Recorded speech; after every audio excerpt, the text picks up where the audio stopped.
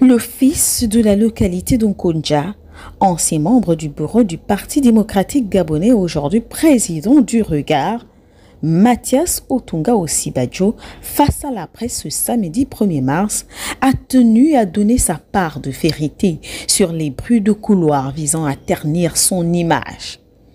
Un certain nombre d'actions qu'il aurait orchestrées, dont le boycott, dont la campagne de l'ancien candidat à l'élection présidentielle Alexandre Barreau-Chambrier dans la province du Haut-Ogooué. L'événement a fait un tollé sur les plateformes sociales à travers la diffusion d'un audio. Que s'est-il réellement passé? Effectivement, M. Barreau-Chambrier s'apprêtait à visiter Okonja. À l'époque, j'étais encore au PDG. Donc, c'est un adversaire politique qui venait dans la contrée. Et un adversaire n'est jamais désiré chez soi. Mais c'est un homme politique qui venait dans la contrée. Donc c'était un invité, puisque nous tous, nous étions des frères en politique. Et le directeur de cabinet politique du président du parti auquel j'appartenais à l'époque, m'a envoyé par Airtel Money une somme d'1 million de francs. En me disant, nous avons appris que M. Barreau-Chambrier sera au Okonja. Donc, je vous envoie cette somme pour que vous voyez comment vous pouvez manager nos équipes à nous.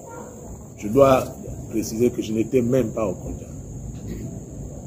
J'étais dans le Haut-Ogooué, j'étais dans mon village.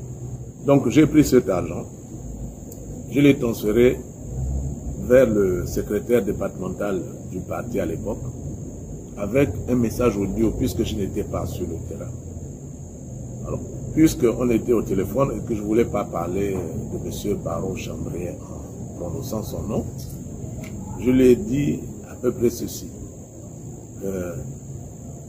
J'ai reçu de la hiérarchie du parti cette somme d'argent pour occuper nos militants à l'occasion de la visite de notre invité indésirable. Donc, je vous envoie cet argent. Je vous demande d'organiser nos militants loin du cortège des autres pour éviter les incidents, mais d'organiser nos militants afin que cette visite n'affecte pas nos militants. Ce qui fut fait. Sauf que, et là je me demande pourquoi, après le passage du président Chambrier, l'intéressé s'est rendu à Franceville, il est parti donc d'Okonja pour Franceville, et je n'ai jamais su ce qui s'est passé. Cet audio a fuité.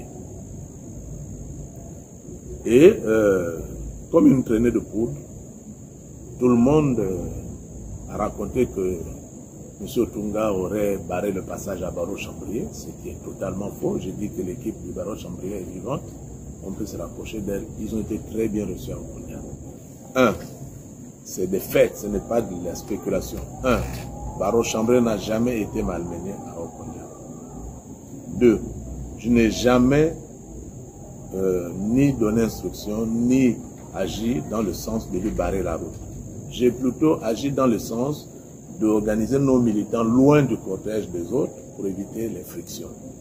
Une journée fortement mouvementée puisqu'un incendie a été déclaré au domicile de Lepomba Lepondou, appartenant à la même famille politique que l'accusé des faits. Pourtant, entretenant des bons rapports avec son camarade de l'époque. Alors, Barreau-Chambrier et son équipe ont été hébergés au domicile de Jean-Pierre Lumumba. Pendant leur passage, le neveu de M. Jean-Pierre Lumumba était à Okonja, dans la concession dont la maison a brûlé. Pendant l'incendie, ce monsieur était dans cette concession. L'incendie a eu lieu de jour. Et là encore, je n'étais pas à Okonja, j'étais dans mon village. J'étais dans mon village. Et donc, après le passage de Barreau-Chambrier, la maison a brûlé. Et eux-mêmes, ils ont dit que quand la maison a brûlé, lorsqu'ils ont appris que la maison a brûlé, ils étaient déjà pratiquement dans un village pas loin de Franceville. Et, comme par enchantement, et d'ailleurs le jour de l'incendie, Après, le commandant de brigade de gendarmerie est passé par chez moi dans mon village, s'est arrêté, m'a parlé de l'incendie. Et il m'a dit qu'il semblerait que ça pourrait être un court-circuit. C'est le lendemain que j'apprends d'une autre hiérarchie militaire que, en fait, je fais partie des suspects. Alors, je ne sais pas quoi vous dire. Nous avons tous grandi à Okonia. Je ne suis pas quelqu'un de violent. Je ne me suis même jamais battu à Okonia. Je n'avais aucun mobile, aucune raison, aucune animosité avec le propriétaire de la maison. Je ne sais pas pourquoi, de but en blanc, je me serais levé pour aller brûler sa maison. Ça, c'est la première chose. Deuxièmement, l'incendie s'est produit au moment où la concession n'était pas vide. Il y avait le gardien. Il y avait même le neveu du propriétaire qui était dans la concession en train, dit-on, de vider des étangs qu'ils ont là-bas. Et de plein jour. Alors, comment aurais-je fait pour de plein jour aller brûler une maison qui ne m'a rien fait, dont le propriétaire n'a aucun problème avec moi?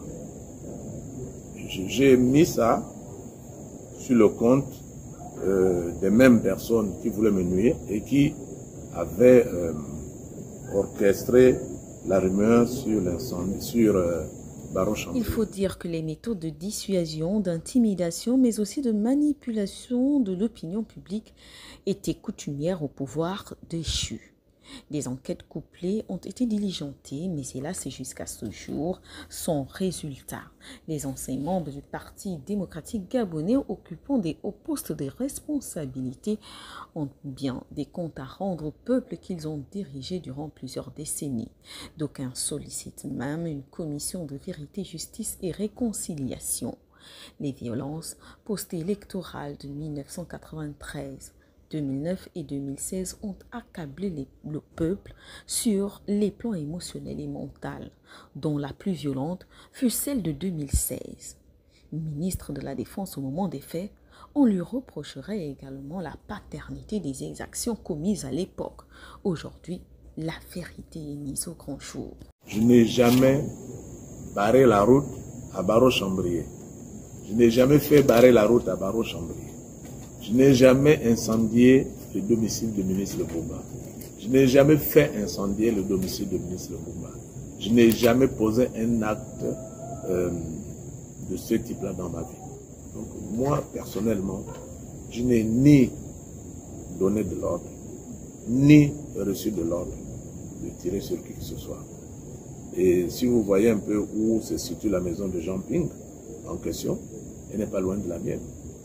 Et personne ne peut dire qu'avant cette situation, j'avais un dispositif de sécurité propre pour protéger ma maison avant d'aller brûler celle de mon voisin. Je pense que si on veut avoir la vérité sur cette affaire, il faut un jour mettre sur place une commission qui va enquêter et qui va rendre, non pas seulement sur cette affaire, mais même sur l'incendie en question. Qui étaient donc à la manœuvre? Qui ont été les exécutants?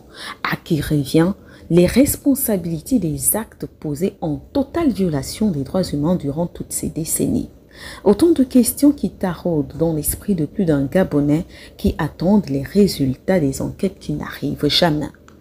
Mathias Otunga Osibajo a dit sa part de vérité sur ce qui lui est reproché. Aux autorités compétentes de dire la leur. Toutefois, il apparaît clairement que ces rumeurs, qui refont surface alors même que le fils d'Okonja s'est engagé dans un combat noble aux côtés du peuple, viseraient un objectif particulier.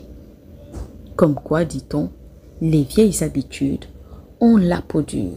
Fin de citation. Nous y reviendrons.